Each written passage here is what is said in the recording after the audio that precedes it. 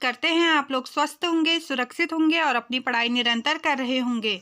दोस्तों, हम द्विवेदी युग से संबंधित महत्वपूर्ण प्रश्नोत्तर देख रहे थे। कल हमने द्विवेदी युग से संबंधित कुछ महत्वपूर्ण तथ्य और प्रश्नोत्तर देखे। आज उससे संबंधित दूसरी वीडियो है और आज मैं प्रश्नोत्तर ही लेके आई हूँ दोस्तों, और इसी से संबंधित हम कुछ तथ्य भी देखेंगे प्रश्नोत्तर के साथ साथ। और आप वीडियो अंत तक ज़रूर देखें दोस्तों और बताएं कि आपको कैसे लग रहे हैं हमारे ये प्रश्न, और आगे हमें और क्या करना है, तथ्य पढ़ने हैं या प्रश्न उत्तर करने हैं, यह भी अपना फीडबैक ज़रूर दें। तो शुरू करते हैं आज की क्लास। आज का पहला प्रश्न है, उद्धव शतक में कितने छंद हैं? क्या पूछा है दोस्तों? उद्धव शतक, इसमें कितने छंद हैं? तो देख लेते हैं कितने छंद हैं। ऑप्शन है 116, 120, 135 या 130। तो कितने छंद हैं दोस्तों इसमें? इसमें है ऑप्शन ए हमारा सही हो जाएगा। 135 छंद उद्धव शतक में हैं। ऑप्शन ए हमारा सही हो जाएगा। उद्धव शतक किसकी रचना है दोस्तों? यह उद्धव शतक जो रचना है यह पंडित राज जगन्नाथ जी की रचना है। पंडित राज जगन्नाथ दास रत्नाकर जी, जिन्हें हम रत्नाकर के नाम से भी जानते हैं। और दोस्तों, जो रत्नाकर जी हैं, जगन्नाथ दास जी हैं, इनका एक और नाम है जकी, और जकी नाम से ये उर्दू में रचनाएं करते थे दोस्तों, यह भी हमें ध्यान देना है। और इन्होंने उद्धव शतक रचना लिखी है, इसमें 116 छंद हैं।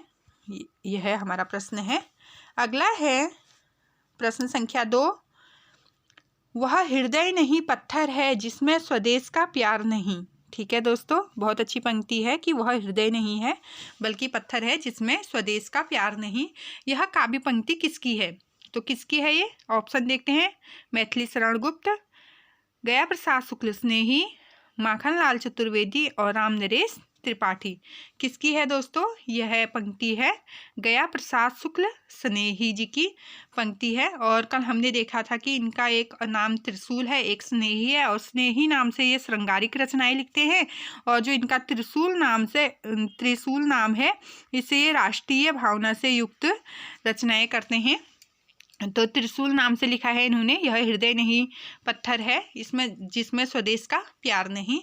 तो गया प्रसाद शुक्ल स्नेही, जिनका नाम उपनाम त्रिशूल है और स्नेही भी है, उनकी यह पंक्ति है। आगे देखते हैं। और इनकी कुछ रचनाएं हैं बहुत महत्वपूर्ण गया प्रसाद शुक्ल स्नेही जी की, जैसे कृषक क्रंदन, प्रेम पच्चीसी, राष्ट्रीय वीणा, त्रिशूल तरंग, करुणा कादम्बरी, इनकी महत्वपूर्ण रचनाएं हैं दोस्तों। अगला प्रश्न संख्या 3, हरिऔध जी का ग्रंथ है। देखना है कि निम्न में से हरिऔध जी का ग्रंथ कौन सा है। ऑप्शन है पद्म प्रसून, मृत्युंजय होगा ये, यहाँ पे कुछ मिस्टेक हो रही है शायद, मृत्युंजय, कर्सर से थोड़ा साफ नहीं हो रहा है दोस्तों, आप समझने की कोशिश करें। मृत्युंजय है ऑप्शन बी। तीसरा है देवसभा है, और चौथा है प्रेम पच्चीसी। तो कौन सी रचना है पूछा है? तो पद्म प्रसून जो है यह हरिऔध जी की रचना है, बाकी हरिऔध जी की रचनाएं नहीं हैं। और हरिऔध जी की कुछ महत्वपूर्ण रचनाएं जैसे प्रिय प्रवास, चुपते चौपते, चौखे चौपदे, बोलचाल, रसकलश, वैदेही वनवास बहुत बार पूछे जाते हैं दोस्तों। और जो मृत्युंजय रचना है दोस्तों, यह मृत्युंजय किसकी है? राय देवी प्रसाद पूर्ण सिंह की है। किसकी है दोस्तों? राय देवी प्रसाद पूर्ण सिंह की। और प्रेम पच्चीसी जो रचना है, यह प्रेम पच्चीसी गया प्रसाद शुक्ल स्नेही जी की है। और देव सभा जो रचना है, देव सभा, यह रामचरित उपाध्याय जी की कृति है। आगे बढ़ते हैं। प्रश्न संख्या 4 है, कौन कवि सतसईकार है? तो हमने रीतिकाल में बहुत सारे सतसईकार देखे थे। विहारी जी तो हैं, ये बृंद कवि हैं, ठीक है, बहुत सारे देखे थे हमने। तो अब यहाँ पूछा है कि आधुनिक काल में भी सतसईकार हैं, तो कौन है? पद्माकर हैं, वियोगी हरि हैं, केशवदास हैं या सियाराम शरण गुप्त हैं। कौन है दोस्तों? तो आधुनिक काल के सतसईकार हैं वियोगी हरि। ऑप्शन बी हमारा सही हो जाएगा। वियोगी हरि जी ने सतसई नाम से एक रचना लिखी है। और वियोगी हरि जी का मूल नाम पूछा जाता है दोस्तों, इनका पूरा नाम है हरि प्रसाद द्विवेदी। ठीक है, क्या है? हरि प्रसाद द्विवेदी वियोगी हरि जी का पूरा नाम है। और वीर सतसई नाम से इन्होंने रचना की है दोस्तों। किस नाम से? वीर सतसई नाम से इन्होंने रचना की है। वीर सतसई नाम से वियोगी हरि जी ने, जिस पर इन्हें मंगला प्रसाद पारितोषिक पुरस्कार भी प्राप्त हुआ था। वियोगी हरि जी को मंगला प्रसाद पारितोषिक प्राप्त हुआ था वीर सतसई नाम से जो रचना की है उसके लिए।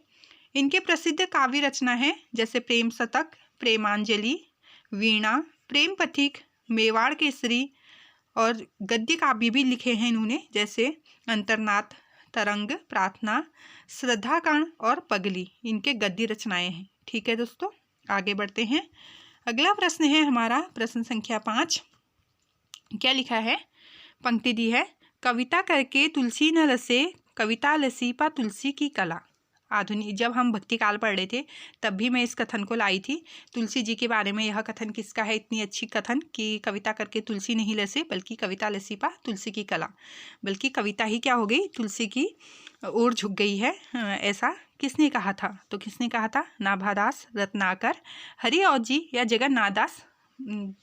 जगन्नाथ प्रसाद। किसने कहा था दोस्तों?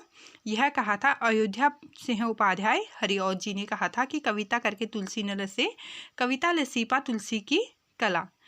ठीक है दोस्तों, यह प्रशस्ति वचन हरिऔध जी ने दिए थे तुलसीदास जी के बारे में। आगे देखते हैं, प्रश्न संख्या 6 है हमारा, अंतःकरण की वृत्तियों के चित्त का नाम क्या है? कविता है। अंतःकरण की वृत्तियों के चित्र का नाम कविता है, यह किसने कहा है? वृत्तियों में ऊपर नहीं होगा और नीचे होगा, तो वृत्तियों के चित्र का नाम कविता है, यह किसने कहा? ऑप्शन है महावीर प्रसाद द्विवेदी, आचार्य रामचंद्र शुक्ल, श्याम सुंदर दास या भारतेंदु हरिश्चंद्र। किसने कहा है दोस्तों? यह कहा है महावीर प्रसाद द्विवेदी जी ने। ऑप्शन ए हमारा सही हो जाएगा। ठीक है दोस्तों, और जिस प्रकार आत्मा की मुक्तावस्था ज्ञान दशा कहलाती है, उसी प्रकार हृदय की मुक्तावस्था रस दशा कहलाती है। किसने कहा? यह आचार्य रामचंद्र शुक्ल जी ने कहा। यह भी बहुत बार पूछा जाता है। ठीक है दोस्तों, बहुत बार ये कोटेशन पूछा जाता है शुक्ल जी का। और ये अंतःकरण की वृत्तियों के चित्र का नाम कविता है, यह महावीर प्रसाद द्विवेदी जी ने कहा है। आगे बढ़ते हैं। अगला प्रश्न है हमारा प्रश्न संख्या 7। आत्माराम के क्या है? आत्माराम के छंदम नाम से आचार्य महावीर प्रसाद द्विवेदी की आलोचना किसने की? ठीक है दोस्तों, छंदम नाम मतलब हम कोई अपना ऐसा नाम रख देते हैं जिसके बारे में कोई पता नहीं होता है, तो ऐसा नाम आत्माराम के छंदम नाम से महावीर प्रसाद द्विवेदी की आलोचना की थी। किसने की थी? श्याम सुंदर दास ने, झावरमल शर्मा ने, बाल मुकुंद गुप्त ने, जगन्नाथ दास रत्नाकर ने। किसने की थी दोस्तों? यह की थी बाबू बाल मुकुंद गुप्त जी ने की थी आत्माराम के छंदम नाम से महावीर प्रसाद द्विवेदी की आलोचना। अब ये आलोचना क्यों की दोस्तों इन्होंने? ऐसा हुआ कि महावीर प्रसाद द्विवेदी भाषा संबंधी, व्याकरण संबंधी अशुद्धियों को दूर कर रहे थे और काफ़ी काम उससे संबंधित वो कर रहे थे। तो उनकी एक रचना है भाषा और व्याकरण। क्या है दोस्तों? एक ग्रंथ है किसकी? महावीर प्रसाद द्विवेदी जी का ग्रंथ है भाषा और व्याकरण। तो इस शीर्षक में इन्होंने क्या किया? एक अनिस्थिरता शब्द का प्रयोग किया। ठीक है, अनिस्थिरता शब्द का प्रयोग किया महावीर प्रसाद द्विवेदी ने, और उसी अनिस्थिरता शब्द को लेकर क्या कर दिया? आत्माराम नाम से बाल मुकुंद गुप्त जी ने उन पे क्या कर दी? टिप्पणी कर दी, उनकी आलोचना कर दी इस शब्द को लेकर। ठीक है दोस्तों, और उसी के जवाब में फिर महावीर प्रसाद जो द्विवेदी है उन्होंने भी एक पंक्ति कही, क्या? सर्गो नरक ठिकाना नहीं, और आल्हा कल्लू अलहित नाम से उन्होंने भी एक अपना छंदन नाम रखा। छंदम नाम किसने? महावीर प्रसाद द्विवेदी ने, आल्हा कल्लू अलहित। ठीक है, इस नाम से उन्होंने बाल मुकुंद जी का जो अनिस्थिरता शब्द पर विवाद किया था उन्होंने, उसका जवाब उन्होंने भी एक छंदम नाम से दिया। आगे बढ़ते हैं। प्रश्न संख्या 8 है हमारा, सच्चा प्रेम वही है जिसकी तृप्ति आत्मबलि पर हो निर्भर, त्याग बिना निष्प्राम प्रेम है, करो प्रेम पर प्राण न्यौछावर। ठीक है, क्या है? सच्चा प्रेम वही है जिसकी तृप्ति आत्मबलि पर हो निर्भर, त्याग बिना निष्प्राण प्रेम है, करो प्रेम पर प्राण न्यौछावर। किसने कहा है ये पंक्ति? यह पंक्ति किसकी है? बालकृष्ण शर्मा की, श्रीधर पाठक की, माखनलाल चतुर्वेदी की या राम नरेश त्रिपाठी की? किसकी है दोस्तों यह पंक्ति? यह है राम नरेश त्रिपाठी की। ठीक है दोस्तों, आगे बढ़ते हैं। अगला प्रश्न है प्रश्न संख्या 9। जगन्नाथ दास की कृति है। क्या पूछा गया है? कौन सी कृति निम्न में से कौन सी कृति जगन्नाथ दास रत्नाकर की है? तो कौन सी है? उद्धव शतक, भ्रमर गीत, गीतावली, रश्मिरथी। तो कौन सी है दोस्तों जगन्नाथ दास रत्नाकर की कृति? यह है ऑप्शन ए, उद्धव शतक। अभी अभी हमने पढ़ा कि उद्धव शतक में कितने छंद हैं? 116 छंद हैं। और यह रचना किसकी है? यह जगन्नाथ दास रत्नाकर की रचना है दोस्तों। और जो ये भ्रमर गीत है ये तो आप जानते होंगे, ये किसकी है? सूरदास जी की है। और गीतावली तुलसीदास जी की है। रश्मिरथी दिनकर जी की, यह तो आप बिल्कुल जानते ही होंगे। और उद्धव शतक जगन्नाथ दास रत्नाकर जी की, जिनकी और क्या क्या रचनाएं हैं? गंगा अवतरण है, हिंडोला है, श्रृंगार लहरी, गंगा लहरी, विष्णु लहरी, वीराष्टक, कल भी हमने देखे थे इनकी रचनाएं। ये इनकी महत्वपूर्ण रचनाएं हैं दोस्तों। अगला प्रश्न है हमारा प्रश्न संख्या 10, रत्नाकर कृत उद्धव शतक। फिर उद्धव शतक से प्रश्न है किस भाषा में लिखा गया है? तो किस भाषा में लिखा गया है दोस्तों? ये जो जगन्नाथ दास रत्नाकर जी ने अपना उद्धव शतक नाम को रचना है इनकी, किस भाषा में है? तो यह है ब्रज भाषा में। कल भी हमने देखा था कि आधुनिक काल के कौन से कवि हैं जो ब्रज भाषा के समर्थक में थे, तो ये बिल्कुल ब्रजभाषी कवि हैं रत्नाकर जी। तो ब्रज भाषा में इन्होंने उद्धव शतक लिखा था। आगे देखते हैं प्रश्न संख्या 11 है, भारत भारती क्या है? भारत भारती के प्रकाशन कब हुआ? भारत भारती का प्रकाशन होना था। भारत भारती का प्रकाशन कब हुआ? तो कब हुआ दोस्तों भारत भारती का प्रकाशन? ऑप्शन है 1910, 1911, 1912 या 1915। तो भारत भारती सॉरी दोस्तों, भारत भारती मैथिली शरण गुप्त जी की रचना है। आप जानते होंगे भारत भारती पर ही इन्हें सुकवि की या राष्ट्र कवि की उपाधि मिली थी। महात्मा गांधी जी ने इनको राष्ट्र कवि की उपाधि इसी कृति पर दी थी, भारत भारती पर। तो इसकी रचना पूछी गई है कब की? तो 1912 ईस्वी में इसकी रचना की गई, मैथिली शरण गुप्त जी द्वारा इसका प्रकाशन हुआ दोस्तों 1912 ईस्वी। अगला प्रश्न है प्रश्न संख्या 12, इनमें से कौन सी रचना मैथिली शरण गुप्त की नहीं है? मैथिली शरण गुप्त जी बहुत महत्वपूर्ण द्विवेदी युग के कवि हैं। तो कौन सी रचना मैथिली शरण गुप्त की नहीं है, यह पूछा गया है। पहला है भारत भारती, फिर है रंगमभंग, द्वापर, वैदेही वनवास। कौन सी नहीं है दोस्तों? ये जो वैदेही वनवास है यह मैथिली शरण गुप्त की रचना नहीं है। जबकि भारत भारती, रंगमभंग, जयदत्त व्रत और द्वापर, किसान, विकट भट्ट, ये इनकी प्रमुख रचनाएं हैं। जैसे साकेत मैथिली शरण गुप्त की प्रमुख रचनाएं हैं। और जो वैदेही वनवास है दोस्तों यह अयोध्या से उपाध्याय हरिऔध जी की रचना है। आगे बढ़ते हैं प्रश्न संख्या 13 है, खड़ी बोली हिंदी का प्रथम महाकाव्य कौन सा है? खड़ी बोली हिंदी का प्रथम महाकाव्य आप जानते होंगे कौन सा है? साकेत, प्रियप्रवास, वैदेही वनवास या कामायनी। कौन सी है दोस्तों? और बहुत बार ये पूछी जाती है, खड़ी बोली हिंदी में प्रथम महाकाव्य है प्रियप्रवास। क्या है दोस्तों? प्रियप्रवास खड़ी बोली हिंदी का प्रथम महाकाव्य। और इसके रचयिता आप जानते ही हैं, अयोध्या से उपाध्याय हरिऔध प्रियप्रवास की रचना की 1914 ईस्वी में। अगला है एक कोटेशन दिया है, प्रश्न संख्या 14, ज्ञान राशि के संचित कोश का नाम साहित्य है। ठीक है दोस्तों, ज्ञान राशि के संचित कोश का नाम क्या है? साहित्य है। यह कथन किस विद्वान का है? महावीर प्रसाद द्विवेदी, हजारी प्रसाद द्विवेदी, गुलाब राय या रामचंद्र शुक्ल। किसका है दोस्तों ये? यह है महावीर प्रसाद द्विवेदी जी ने कहा है ज्ञान राशि के संचित कोश का नाम साहित्य है। ठीक है। और आचार्य जो रामचंद्र शुक्ल जी है उनका भी एक कोटेशन पूछा जाता है, निबंध के क्षेत्र में इन्होंने बहुत काम किया था। तो यदि गद्य कवियों या लेखकों की कसौटी है तो निबंध गद्य की कसौटी है। भाषा की पूर्ण शक्ति का विकास निबंधों में ही सबसे अधिक संभव है, यह रामचंद्र शुक्ल ने कहा है। आगे बढ़ते हैं, प्रश्न संख्या 15 है हमारा, यशोधरा की विधा है। तो यशोधरा महाकाव्य इसकी विधा क्या है? प्रबंध काव्य दोस्त। तो देखते हैं क्या है इसकी विधा क्या है। विधा पूछी गई है कि यशोधरा किस विधा में लिखी गई है, पद्य में, गद्य में या चंपू में या कोई नहीं। तो किस में लिखी गई है दोस्तों? ये चंपू काव्य है दोस्तों। चंपू काव्य किसे कहते हैं? जिसमें गद्य और पद्य दोनों का मिश्रण होता है, उसे चंपू काव्य कहते हैं। और यशोधरा कृति किसकी है? मैथिली शरण गुप्त की। आप जानते होंगे यशोधरा इनकी काव्य कृति है और यह चंपू काव्य है दोस्तों। अब देखिए जकी, क्या पूछा है? जकी उपनाम से प्रसिद्ध हैं। कौन प्रसिद्ध हैं दोस्तों? हमने देख लिए थे ये कौन है। देखते हैं ऑप्शन, गंगा शरण, रत्नाकर, श्रीधर पाठक, हरिऔध। कौन है दोस्तों जकी नाम से प्रसिद्ध है?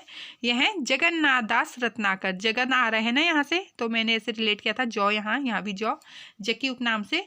और जकी उपनाम इनका दोस्तों उर्दू के लिए प्रसिद्ध है। उर्दू की रचनाएं जो ये करते थे, उर्दू में बहुत सी गज़लें इन्होंने लिखी उर्दू में, तो वो जकी नाम से लिखते थे। और हिंदी में तो रत्नाकर उपनाम इनका है ही, जगन्नाथ दास रत्नाकर। जकी भी इनका ही नाम है। आगे देखते हैं, प्रश्न संख्या 17 है हमारा। प्रिय प्रवास क्या है? प्रिय प्रवास रचना है, तो देख लिया हमने इसको कई बार, तो फिर भी हरिऔध, भवानी प्रसाद, मैथिली शरण गुप्त, हरिवंश राय बच्चन। किसका है दोस्तों प्रिय प्रवास? यह है हरिऔध जी का। अयोध्या सिंह उपाध्याय हरिऔध जी का है प्रिय प्रवास रचना। और यह क्या है? खड़ी बोली हिंदी का प्रथम महाकाव्य भी है। और दोस्तों इसका पहला नाम जो था, ये प्रिय प्रवास का पहले क्या नाम रखा था हरिऔध जी ने? ब्रजांगना विलाप। क्या रखा था दोस्तों? ब्रजांगना विलाप इसका नाम रखा था प्रिय प्रवास का। यह भी ध्यान देना है हमें। आगे बढ़ते हैं, प्रश्न संख्या 18 है। कौन सी रचना महाकाव्य नहीं है? ठीक है दोस्तों, क्या पूछा गया है कि नीचे दिए गए हैं ऑप्शन, और इसमें से कौन सी रचना महाकाव्य नहीं है। और ये सभी जो काव्य हैं दोस्तों, ये द्विवेदी युग के हैं, यह भी ध्यान देना है हमें। तो देखते हैं, प्रिय प्रवास, साकेत, जयद्रथ व्रत या रामचरित चिंतामणि।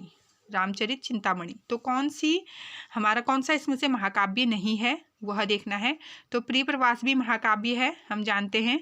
साकेत भी महाकाव्य है, और रामचरित चिंतामणि भी महाकाव्य है। लेकिन जो ये जयद्रथ वध है, जयद्रथ वध, यह महाकाव्य नहीं है दोस्तों, क्योंकि ये काव्य ग्रंथ है, मैथिली शरण गुप्त जी का है, और यह खंड काव्य में आता है, महाकाव्य में नहीं आता है। साकेत, यह भी मैथिली शरण गुप्त जी की रचना है, महाकाव्य है।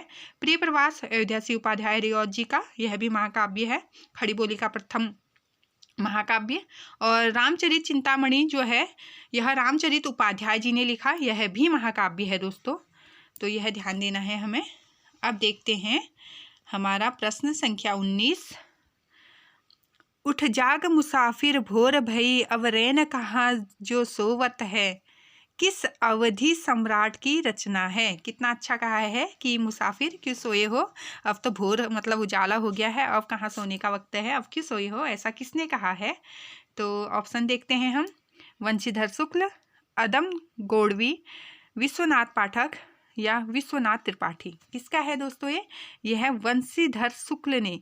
और ये भी याद रखना है, अवधि सम्राट कहा जाता है वंशीधर शुक्ल को। ठीक है दोस्तों, क्या कहा जाता है? अवधि सम्राट किसे कहा जाता है? तो यह वंशीधर शुक्ल जी को कहा है, क्योंकि इन्होंने अवधि में बहुत सी पंक्तियाँ कही हैं ऐसे ही लोगों को जगाने के लिए। तो अगला प्रश्न देखते हैं, प्रश्न संख्या 19 है। मैथिली शरण गुप्त का काव्य ग्रंथ नहीं है, इनमें से कौन सा ग्रंथ मैथिली शरण गुप्त का नहीं है, यह देखना है हमें। विष्णुप्रिया, मानसी, जय भारत, द्वापर। तो कौन सा नहीं है दोस्तों? जो मानसी है, यह रचना मैथिली शरण गुप्त का नहीं है, क्योंकि यह रचना किसकी है? राम नरेश त्रिपाठी की है रचना मानसी। जबकि विष्णुप्रिया, जय भारत, द्वापर, ये मैथिली शरण गुप्त की रचनाएं हैं। आगे बढ़ते हैं, प्रश्न संख्या 20। द्विवेदी युगीन कविता की प्रवृत्ति नहीं है। क्या दोस्तों? प्रवृत्ति पूछा है, प्रवृत्ति नहीं है, तो कौन सी प्रवृत्ति नहीं है और कौन सी है देखते हैं। कल्पना का अतिरेक, राष्ट्रीयता, सॉरी ऑप्शन ही दिखा दिया मैंने, ने आंसर दिखा दिया। कल्पना का अतिरेक नहीं है, देख लिया है हमने कि कल्पना, ऐसी कल्पना वाली बातें कुछ नहीं हुई थी दोस्तों द्विवेदी युग में। जबकि राष्ट्रीयता संबंधी हमने देख लिया कि बहुत से काव्य लिखे गए राष्ट्रीयता संबंधी। इतिवृत्तात्मकता भी था दोस्तों, बहुत महत्वपूर्ण है ये, द्विवेदी युग की विशेषता है इतिवृत्तात्मकता। नीति और आदर्श का चरित्र तो था ही, तो ये 3 विशेषता हैं। और जबकि कल्पना का अतिरेक ऐसा नहीं था, कल्पना से संबंधित रचनाएं इस युग में नहीं लिखी गई। तो दोस्तों आज मैंने 20 प्रश्न लिए, तो अब हमारे प्रश्न यहीं पे समाप्त होते हैं। उम्मीद करते हैं ये प्रश्नों की श्रृंखला आपको अच्छी लग रही होगी। इसी तरह जुड़े रहिए मेरे चैनल हिंदी IQ के साथ और देखते रहें ऐसी ही महत्वपूर्ण प्रश्नोत्तर की सीरीज। और कुछ भी मुझसे गलती हो तो उसको क्षमा भी करें दोस्तों, क्योंकि मैं शुरुआत ही कर रही हूँ अभी और ज़्यादा मुझे आइडिया भी नहीं है कि कैसे क्या करना है। तो मेरी शुरुआत को आप लोग ही आगे बढ़ा सकते हैं। तो आप कमेंट ज़रूर करें, उससे हमें मोटिवेशन मिलता है। तो समाप्त करते हैं दोस्तों, बाय बाय, टेक केयर।